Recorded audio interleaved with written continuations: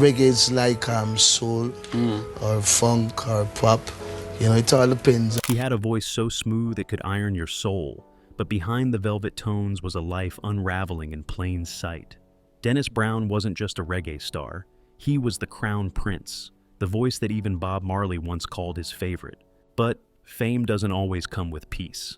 This is the heartbreaking story of how one of Jamaica's brightest talents slid from chart-topping success to a tragic end that still haunts fans today. In this video, we're digging into the highs, the lows, and the painful truth behind Dennis Brown's fall from grace. Let's get into it. From tenement to the stage.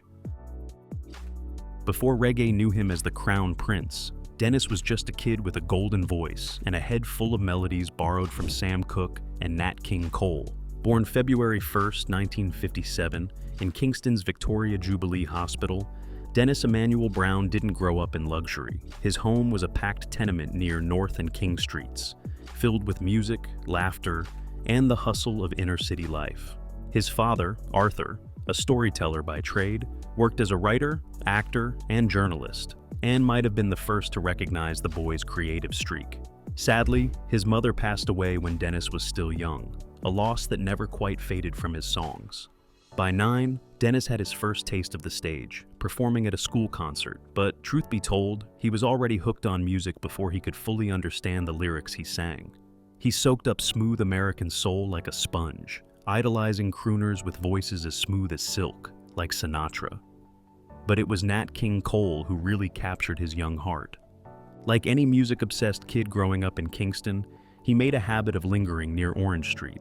This was home to JJ's record shop and the heart of the rocksteady scene.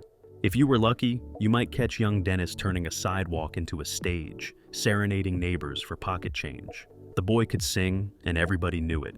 His first real break came by chance when he tagged along with his older brother Basil to a nightclub in West Kingston called Tit for Tat. Basil was doing comedy that night, and Dennis wound up on stage as a guest vocalist with the house band, the Fabulous Falcons. That crew featured some heavy names like Cynthia Richards and David Scotty Scott, but it was the pint-sized powerhouse with the mic that stole the show. The crowd went wild. He was barely 11. From that night on, he wasn't just Dennis, he was a featured singer. He started performing with the Falcons regularly and made a big splash at a Jamaica Labor Party event at the National Arena. He covered Desmond Decker's Unity and Johnny Taylor's Ain't That Loving You. The crowd actually showered the stage with money, so much that Dennis walked away with enough to buy his first suit. Byron Lee, a major name in Caribbean music, caught that performance and booked him on big shows, calling him the Boy Wonder. No pressure, right? Dennis didn't waste time sitting in anyone's shadow. He drew influence from local legends like Delroy Wilson, Ken Booth, and John Holt. Delroy, in particular, left a mark on Dennis's style. Their voices shared that same aching sweetness like heartbreak wrapped in velvet. Dennis recorded his first track, Lips of Wine, with Derek Harriott, but the song never saw daylight. No big deal. He moved on to Studio One, the crown jewel of reggae production, working with the iconic Clement Coxsone Dodd. That's where he recorded No Man is an Island at just 12 years old. The song didn't take off immediately, but it kept growing, and by the following year, it was blasting from radios all over Jamaica. That song made Dennis a household name. During his time at Studio One, he recorded close to 30 tracks and backed other artists too. You can even hear him harmonizing with legends like Horace Andy and Larry Marshall on Alton Ellis's Sunday Coming album. Ellis saw the spark in Dennis and encouraged him to learn guitar. Dennis talked Coxsone's Sitting into buying him one, and Ellis gave him lessons. That mentorship would shape his songwriting for years to come. Though 2 albums came from his Studio One days, Dennis was already off working with other producers by the time they dropped. He recorded with Lloyd Daly on hits like Things in Life, Prince Buster with If I Had the World, and Phil Pratt on deeper cuts like Black Magic Woman. By the early 70s, he circled back to Harriet and turned out a string of hits, including Silhouettes, Concentration, and musical Heatwave. He was still juggling music with school, but at that point, the classroom was just where he went between recording sessions. Launching on the UK reggae scene. Most kids get grounded after sneaking out to a party. Dennis Brown, he got crowned reggae royalty. At just 15, the Kingston-born singer already had Jamaica's attention, but by the time he hit his 20s, Dennis was carving out a path that would make him a global icon. In 1972, everything changed. Joe Gibbs tapped Dennis to record an album, and out of those sessions came a track that would follow Brown around the world. Money in My Pocket. Backed by the legendary Soul Syndicate and produced by Winston Niney Wholeness, the song became an underground favorite in the UK and a staple in his stage shows. But this version was just the beginning. That same year, Brown landed in Toronto for a Christmas Day concert alongside reggae legends like Delroy Wilson and Errol Dunkley. He was billed as the Boy Wonder of Jamaica, and he earned that name. Local reviews couldn't get enough of him.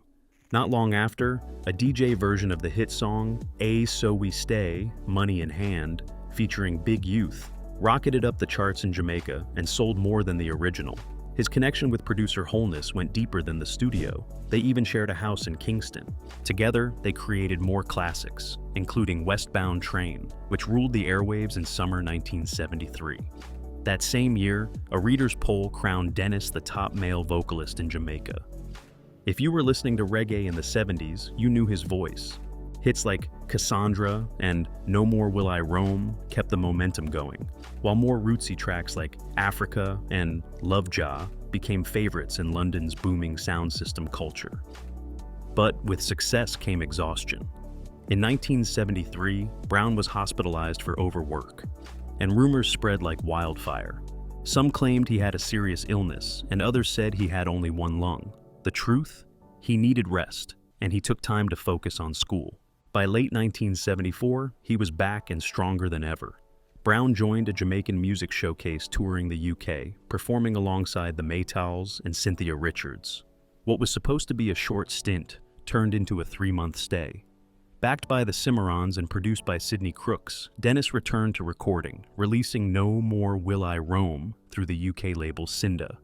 Meanwhile, Gibbs cashed in on earlier sessions with the release of The Best of Dennis Brown.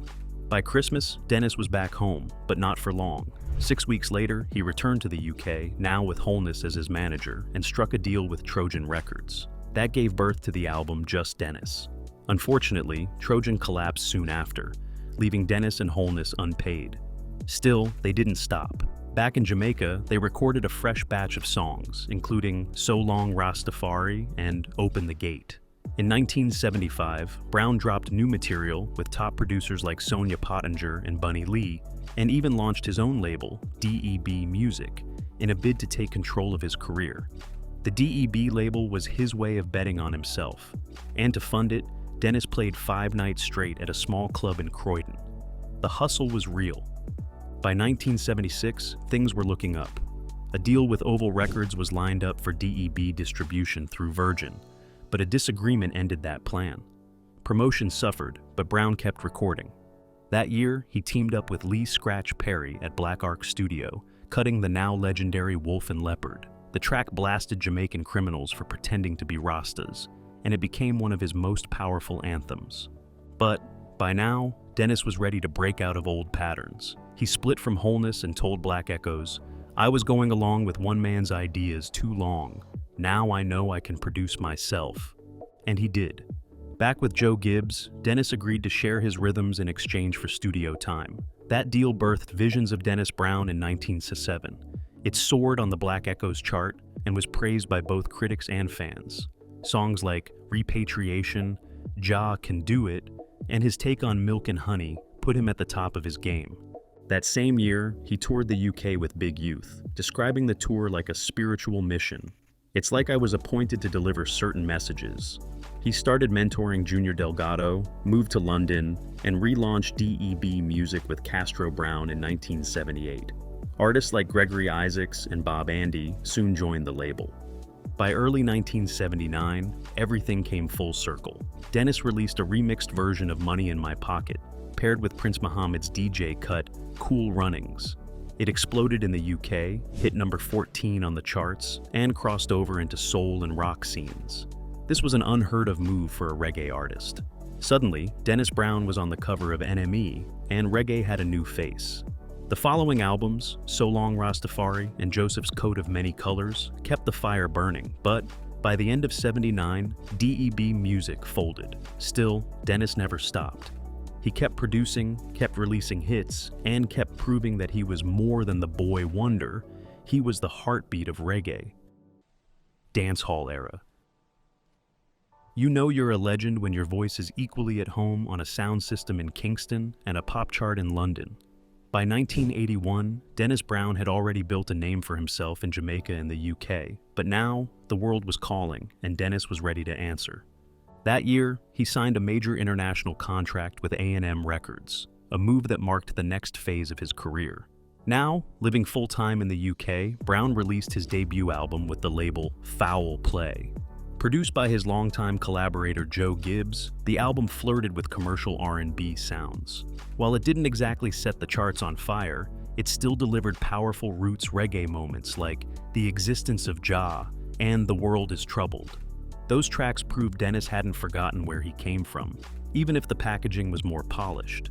He followed up in 1982 with Love Has Found Its Way, a smoother blend of lovers rock and pop influences, crafted alongside Gibbs and Willie Lindo. The title track had a sweet groove, but critics and fans were divided. Some missed the gritty edge that made Brown a star in the first place.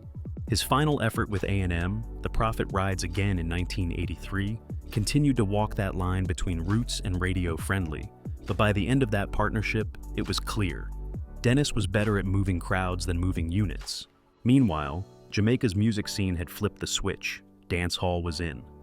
And Dennis didn't miss a beat. Rather than resist the new wave, he jumped in head first, recording with top producers of the era like Prince Jammy and Gussie Clarke. His voice, rich with soul and spiritual fire, fit surprisingly well in this grittier, bass-heavy soundscape. That adaptability kept him relevant while many of his peers faded. Brown also launched a new label, Yvonne's Special, named in honor of his wife. While the label never became a powerhouse, it reflected Dennis's ongoing desire to stay creative on his own terms. And speaking of power moves, 1984 saw Dennis team up with fellow reggae icon Gregory Isaacs on the album Two Bad Superstars Meet. Their chemistry was undeniable, especially on the track Let Off Supiem, recorded with Sly and Robbie and Jammy. The following year, they doubled down with a second collab album, Judge Not. Throughout the 1980s, Brown was relentless. He was releasing albums like Clockwork, constantly recording, and staying visible on both sides of the Atlantic. In 1986, he dropped The Exit, produced by Jammy, but his biggest win that decade came in 1989 with the Gussie Clarke-produced Big All Round, another duet with Isaacs. That same year, he released Unchallenged, a fitting title for a man who had been in the game so long and was still setting standards. The 1990s brought even more studio time. Brown collaborated with dancehall heavyweights like Beanie Man and Tristan Palma on the album Three Against War in '95. He also worked with producer Mikey Bennett and saw his American fan base grow thanks to a series of releases on RAS Records, which introduced a new generation to his catalog. By the late 90s, Dennis was managed by Tommy Cowan, who had also worked with Bob Marley. Cowan offered a telling comparison. Bob Marley was a serious businessman. Dennis? He was a community guy. He'd make money and give it away an hour later. That summed up Dennis perfectly. While Marley chased global dominance, Brown was the people's singer, less interested in stacking cash, more focused on spreading joy. Even after decades in the business, Brown stayed grounded in his message. In an interview, he described his approach to songwriting like this: "When I write a song, I try to follow Joseph's way, deliverance through vision. I want to be a shepherd in my work, teaching and learning. I don't want to sing and not live it. If I can sing songs that people can watch me living, then they can take my work." For Dennis, the music was more than entertainment. In '94, Brown earned a Grammy nomination for his album Light My Fire. Even in a decade ruled by hip-hop and grunge, Dennis's timeless voice still hit home. His final recorded album, Let Me Be the One, released posthumously in 2001, was also Grammy nominated, a final nod to the career of a man who never stopped giving. From boy wonder in Kingston to global ambassador of reggae, Dennis Brown's career never stayed in one lane. He was roots and romance, sound system king and pop crooner, always evolving, but never abandoning his core.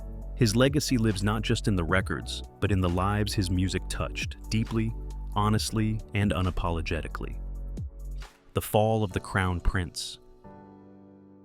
He could sing like heaven, but his private battles dragged him through hell. Dennis Brown's voice was butter on a beat, soulful, smooth, and magnetic. But behind that velvet delivery was a man fighting demons he rarely spoke about, and when he did, he made sure to keep it clean. For decades, the reggae world crowned him the Crown Prince, but behind the scenes, things weren't nearly as regal.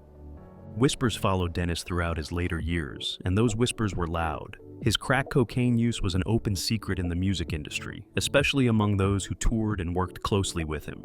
There were backstage sightings, drug paraphernalia in plain sight, and plenty of people who simply looked the other way. But Dennis? He denied it every time. In a '96 interview with the Jamaican Star, he brushed off the rumors with that signature charm. "If I was using drugs, I wouldn't still be out here doing shows," he argued. "I've been around people who are involved, sure, but that's guilt by association, not proof." The statement sounded polished, maybe even rehearsed, but it also gave insight into how isolated Dennis felt. Friends referred to his drug use as a bad habit, brushing it off like a late-night snack. To them, it was just Dennis being Dennis. But let's be honest, what they called a bad habit was a full-blown addiction. The press knew it. The fans suspected it. The problem was, no one wanted to confront him, at least not directly. Dennis surrounded himself with people who wouldn't question him. He didn't want confrontation. He wanted comfort. The moment you challenged him, you were out. In a way, the silence of those closest to him did more harm than good. His brother, Leroy Clark, said he never saw Dennis using anything himself. He believed that if Dennis had a problem, he kept it well hidden. And that's probably true. Dennis was notoriously private and careful about what he showed others. He knew what his public image meant. To his fans, he was a musical guide, a spiritual voice, someone to look up to. So, he kept the ugly parts of his life locked away. DJ Ranking Joe Jackson, a longtime friend, acknowledged the drug use but didn't dwell on it. For him, Dennis's contributions to reggae far outweighed his personal struggles. He gave us so much music, so much soul. People tend to forget the good when they hear one bad thing. That right there is the eternal debate. Do we remember artists for their mistakes or for what they gave us? For Dennis, it's hard to separate the two. Then there was the other issue Dennis couldn't shake, his reputation for skipping gigs. His name became linked to no-shows in a way that frustrated fans and promoters alike. He missed performances, he canceled tours, and while it wasn't uncommon in the reggae world at the time, it left a mark.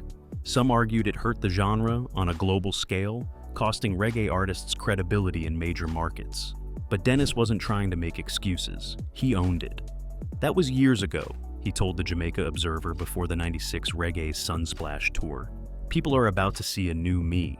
Whether it was a new chapter or just damage control is up for debate, but one thing's for sure, Dennis wanted to be remembered for his music, not his missteps. The legend passes.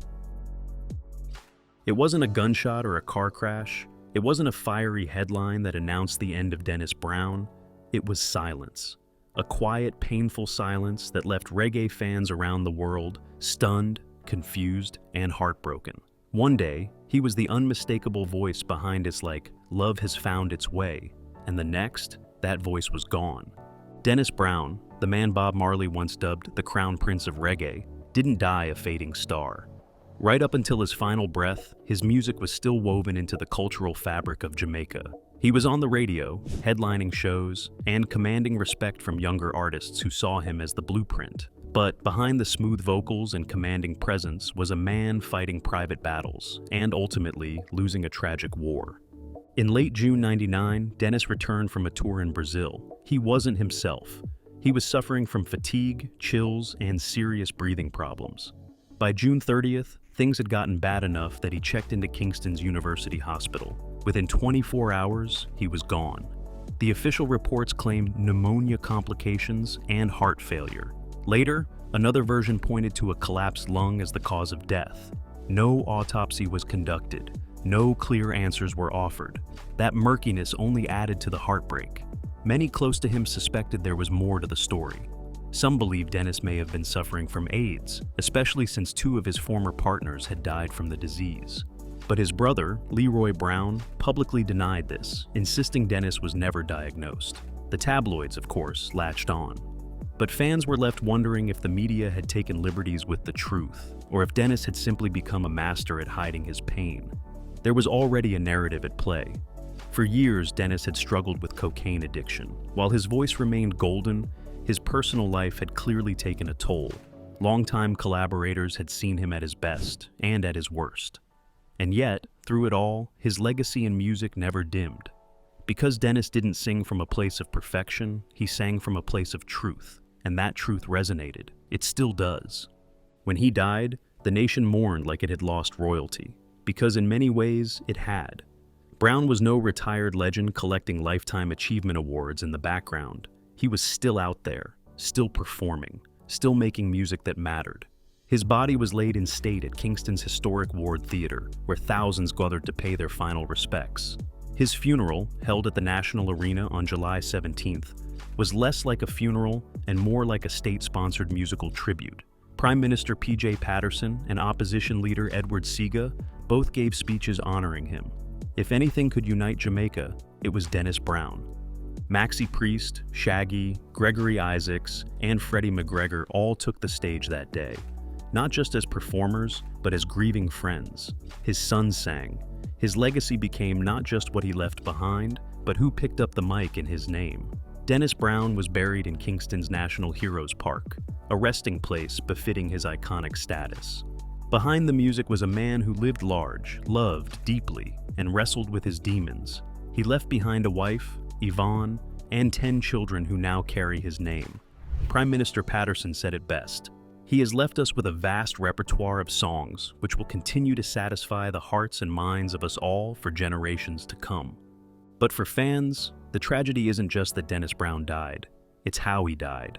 Alone in a hospital room, surrounded by uncertainty. Questions about illness, addiction, and secrecy still linger. But maybe that's missing the point, because if you want to understand Dennis Brown, you don't need a medical record or a tabloid expose. You just need a good pair of headphones. You need to hear Revolution. You need to feel Here I Come. You need to sit with Should I and let the emotion pour through. His story may not have ended the way we'd hoped, but the music is where he told us everything. The drama, the damage, the beauty, and the heartache, it's all right there in the lyrics. Dennis Brown may be gone, but he didn't leave quietly. He left a sound that refuses to fade, and in that sound, he's still here. Work ethic and musical genius. Most people remember Dennis Brown for his honeyed vocals and laid-back stage presence, but behind the smooth delivery was a tireless musical mind. He was a studio scientist with a passion for perfection. Long before his voice became a staple on radios across the Caribbean, Dennis was spending more time in studios than most adults twice his age. What made him unique wasn't just the quality of his sound, it was the quantity. Brown didn't just record hits, he recorded hundreds of them, sometimes finishing multiple tracks in a single night.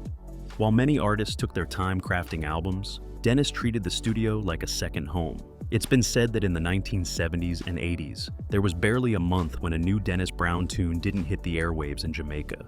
His discography spans over 75 albums, an astonishing feat for any genre, let alone one as notoriously DIY and under-resourced as reggae in its early days.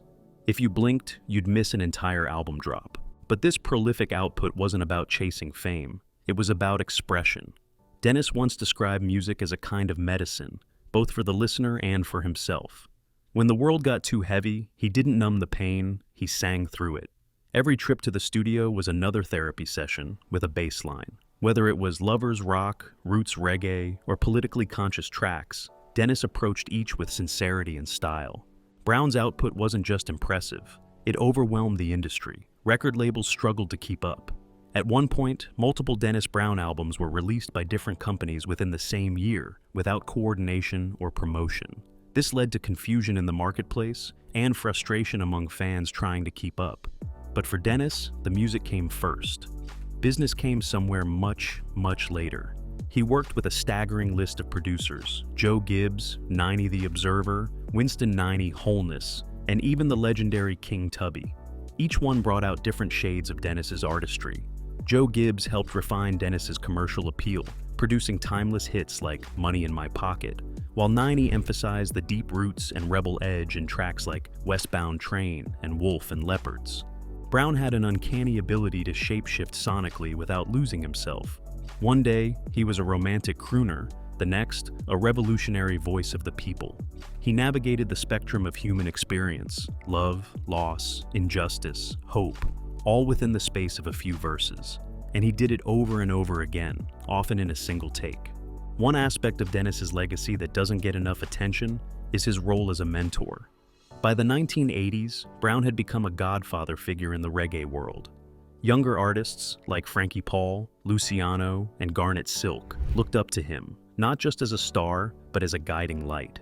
Dennis was known for being approachable, generous with his time, and willing to pass on knowledge. He believed that reggae was a message, and that message needed as many voices as possible. Brown would often invite up-and-comers into his recording sessions, giving them tips or even backing vocals to help them gain studio experience.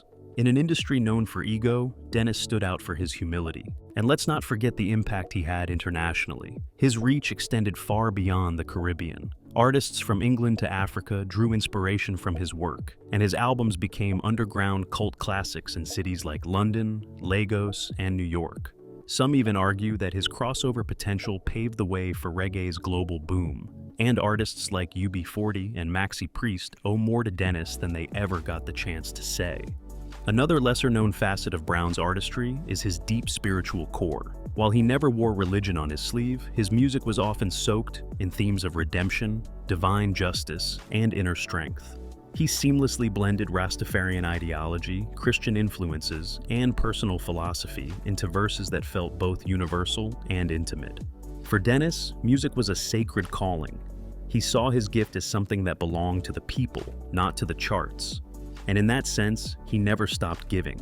Even in his final months, when his health was failing, Dennis still made appearances, still recorded, still gave his all. Leaving a legacy.